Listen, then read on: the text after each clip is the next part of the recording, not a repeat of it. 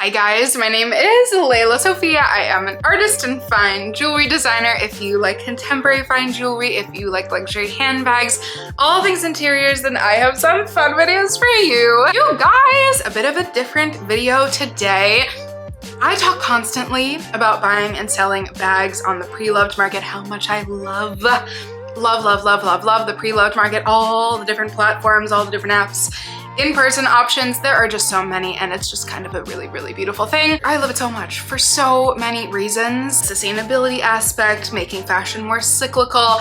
And then I was thinking to myself, I have done you guys a disservice. I haven't even shared properly the bags that I've sold, and kind of in addition to that, to make it like really digestible and also like show how amazing the pre-loved market can be in order to experiment, and then also what will help you find pieces that are even more in your style. I have come up with some examples that are pretty much like either almost even trades timeline wise, meaning I specifically sold one bag to get another, or that just happened to perfectly work out that way, especially monetarily. But first and foremost, if you guys are new here, thank you so much for tuning in. I can't wait to see you in all of my future videos. Make sure that you like this video, subscribe to my channel, follow me on Instagram at Lelasophia Jewelry. I put out videos every Wednesday, Friday, and Sunday, and so I cannot wait to see you guys in the next one. Okay, this first one, for those of you guys who know me and know how much I liked both of these bags, the one that I owned and sold and the one that I got in its place, it's just kind of the most perfect example, and it happens to be first timeline wise, so let's just put it up first. I loved. 6 years ago I got, in the heyday of Alessandro Michele Gucci era, I got the Gucci Dionysus, I think in the size, I actually think it's called the mini size, I might be wrong, but it's the pretty like standard crossbody pop around size, not the mini. I have to remember what the name was called. You guys correct me down below. I was lusting over that bag for so long. I had a little career milestone 6 years ago, and so I was like, okay, it's time to treat myself to a big girl bag. Even in my young, like early 20s, I still was a pre-loved gal, so even like my prized possession up until that point, my Riccardo Tisci for Givenchy mini Pandora bag was like, ugh, my favorite bag ever, but I bought that bag on eBay, pre-owned. And so I said, okay, I'm going to the Gucci store. I'm gonna buy a bag. This is big girl territory. I went with my mom still, which is awesome. And I loved that bag to pieces for the last 5 years. And I think I became dependent on it because I still loved collecting other bags, but I just never found something that worked as well. But I started to need more space, as one does as one gets older and kind of changes their lifestyle, and I was reliant on it. And so a year ago I said to myself, okay, I've been really enjoying collecting new pieces. I thought actually that my Chanel camera bag was gonna perfectly replace it, and then I said again, I'm a grown-up, I need to carry more things. I have a little bit of a totally different lifestyle than I did when I purchased that bag. Again, that bag got so much wear. I was like, okay, it's time.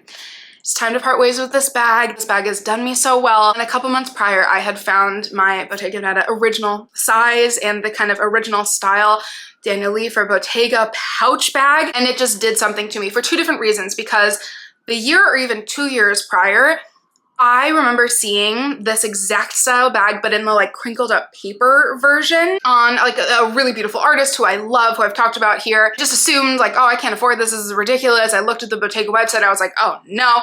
I remember having it up like on a tab. I was obsessed with it, and then I let it go, and then I realized I have just like the pre-loved market kind of just exploded. So many things became so much more accessible.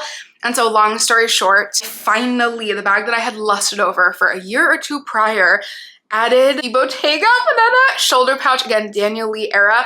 I just did my top 10 favorite bag styles. This is in my top 5. You guys who know my collection know how much I love this bag. Also, just public service announcement, I'm gonna keep saying it. The prices on these, I've seen them go as low for $600. And I think I got this one even a year or 2 years ago for $700. Like, the prices are amazing, and this is what, you guys have no idea how much I love this bag. It could be my one and only bag. I love it so much. It fits so much, yet it's still just like super mobile. It doesn't require a whole lot of hoopla. And yet you could, I say this every time, but it couldn't be more true. You could throw it across the room. It'll look the exact same. I think that this is the best example of a bag that I loved my Gucci Dionysus so much. And then we grow as humans, you know what I mean? I said, I need more stuff. This fits at least double the, like maybe more than double the amount of my Gucci Dionysus crossbody bag. And I also just got away from crossbody bags. I just was like, okay, I'm in a different era. I'm growing up. That was me in my mid-20s. I'm now in my early 30s. And I just think that this is the best example. This bag, I've attributed my new, not that you guys know me, my style has never really actually changed, but I always just say it went from edgy to chic. Like I always have had the same base style, but I've just gotten more minimal and hopefully just, I don't know, this is a really unhumble way of saying hopefully it's a little bit more elevated, and this bag I can literally praise for all of that good change. These next four I'll try to go quicker because they'll hopefully be more obvious. Bags that you're like, oh, I didn't know that that bag would work for you. I apparently thought so, but anyways, I did. Even I, lelasophia, can succumb to trends every once in a while. And 2 years ago, I found a really well-priced vintage, just like the original version of the Fendi baguette. And I said, I can be a Y2K girly too. It didn't work as well. I need to remember my size, my shape. I see so many people still to this day in New York wearing the really cool vintage Dior saddlebags and Fendi baguettes and their shoulder just popping around. Yeah, that physically does not work for me. And even though I actually loved it, like that bag is another bag similar to my Gucci, not as much, but I wore a lot. And then I said to myself, I did a real, I did a very serious, not just purge, but like a real critique of my closet and my style. And I said, I hope I'm not gonna regret this. I really looked for this bag so much, but I'm going to sell it because there were 2 bags that I was debating between, and I am so grateful that I got this one first because it's the only one I've ever seen on the pre-loved market, almost for the exact same amount that I sold my Fendi baguette for, which was just under $1,000. Yes, guys, I did indeed get my doctor bag from the row. I know. A little part of me doesn't like showing this because I know that some of you probably have no care in the world as to what this boring, very basic bag is. And some of you constantly are asking me to help you find you one. So, one day I think hopefully some of the collectors will start selling them again, but I couldn't believe that I found this. This was sitting on the RealReal again a year and a half ago almost. And I had my eye on it. I was umming and ahhing over this or my Celine 16 back there. And I'm so glad I got this first because had this sold to someone else, I would have never been able to find it again. This is, again, such an amazing example of, yes, the Fendi baguette is so cool. I really wanted to be that girl. Can we talk about how me this bag is? Like, my collection would not be my collection without this, and I did indeed just give this the #1 title of my most favorite, or at least most, like, it's sentimental. I feel like it was something that was so niche. Like, it was when nobody was really talking about the road, nobody really cared, but my mother collected it, and so it reminds me of her. Her and I can kind of share this bond. Literally last night I was literally sending her bags last night from the row on the pre-loved market and getting excited about, the new release. It's a bond we share. So this is just like, this is a very special bag to me. And I'm so grateful, like no regrets for selling my Fendi baguette. I can always get one in the future, but this, oh, she's just my baby. Those 2 were 2 years ago and then a year and a half ago. These have been 3 consecutive bing, bang, boom. I can't believe the curator in me. I was gonna try to explain it, but we'll just say the ridiculous curation is at its all-time peak, apparently. I loved, and I'm not even gonna say the whole story again because it makes me sad, because I loved my Celine horse carriage bag so much, and I got it because I wanted the vintage version, but I also wanted to just like, I really, really, really wanted the new Celine Triumphs. And again, my size, my shape, my lifestyle also though too. I won't just blame it on me. Because I know I could have worn it as a shoulder bag, but it did not work for my lifestyle. And the navy blue, it was like the perfect little fraternal sister or even like cousin to my Hermes vintage Kelly. Such a similar color. Oh my God, I was obsessed. So sadly, it just didn't work for me. And I've just gone in a different collection. I really like pouch bags and top handle bag styles. And then I really like my little exceptions. And then like literally the week of Christmas, so just a couple of months ago, I said, okay, everybody was telling me not to, but I just don't wear this bag and it just looks pretty in my closet. And I don't like to do that. I really like to wear my bags, but I was obsessing over a Celine clasp bag. and you guys won't even believe it. I found this bag, again, for the exact same price that I sold my vintage Celine horse carriage bag for. I got her for my Celine by Phoebe Philo for the 2017 collection clasp bag in this dark forest green. She needs some conditioning on the leather still. Actually, Jamie, I need to ask details on where you took your bag to. She needs a little spa moment. Scared to do it myself, but the back is in near perfect condition. Do we see that green? Like, that is something where as soon as I got this, I said, okay, I no longer feel bad for selling my horse carriage bag. I'm not gonna feel guilty. I'm not gonna regret it, because even though this is a green bag, it's different from me. I know, yes, it's a dark green. It's very neutral still, I understand. But for me, it's outside of my comfort zone. You know me, I'm ridiculous. But can't we just see that, like, oh, this is such a better piece for me. It just works so much better in my wardrobe, and no regrets. I'm so happy that I made kind of unknowingly a designer to designer, just way different era trade. This one is going to make people sad. I haven't even told my mother this yet. But I wanted so badly the Hermes Her bag.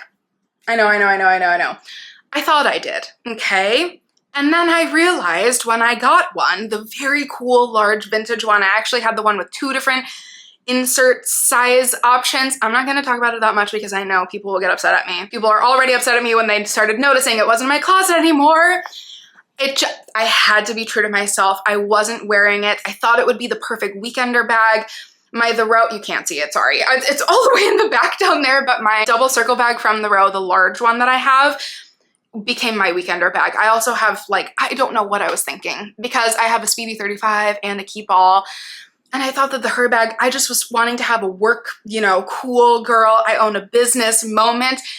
Even though I know people love the Her bag so much, for me, for the amount of stuff that I like to squish in a bag, if that's what the weekend or week is giving, it didn't work for me. Also, I just have to admit, shoulder bags never work for me unless it's like my Bottega sardines. It's now becoming a shout out video to my other bags. It's ridiculous. Unless it has a very thin strap, it literally does not work for my body type. Even though I love the look of that bag, and maybe one day it will work better for my lifestyle if I need to like take my laptop somewhere every day. Again, you guys know I work from home, I work for myself, so it just sadly was not the time for me. There was a bag that I was obsessing over, and that is the truest example of that word, because when this bag didn't even release, it just was available for pre-order.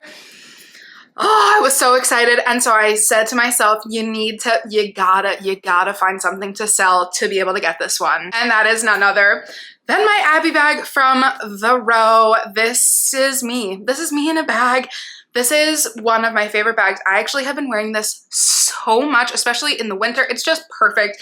It's perfect for a dinner. It's perfect for like a little cute little event. I don't really do that much, to be honest. I was like, what do I do again? Yeah, I'm not like a going out type of gal.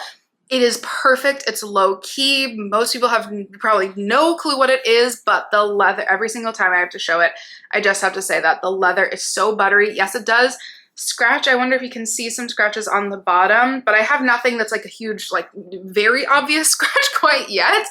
But I love it. I'm here for it. You guys know I'm a smooth leather girly. And just like, that's such a good example of a piece that I literally struggled to wear. Even the one time that I did wear my Her bag, I felt uncomfortable. It was awkward. I was adjusting the strap. I had my dog with me. I was like, this doesn't work. I need total and complete like handiness. I need to be able to have a bag that's just perfect and works with my body, with my lifestyle, with my shape, with everything. And this I can take on any occasion, and I'm obsessed. Also, again, don't really go anywhere, but this will pack so perfectly. Even though this is kind of comparable to the next bag that I'm gonna show, this will pack even better than the next one. And so this is like my forever, oh, even as I'm holding it, I'm like, I need to go somewhere, even though I have nowhere to go.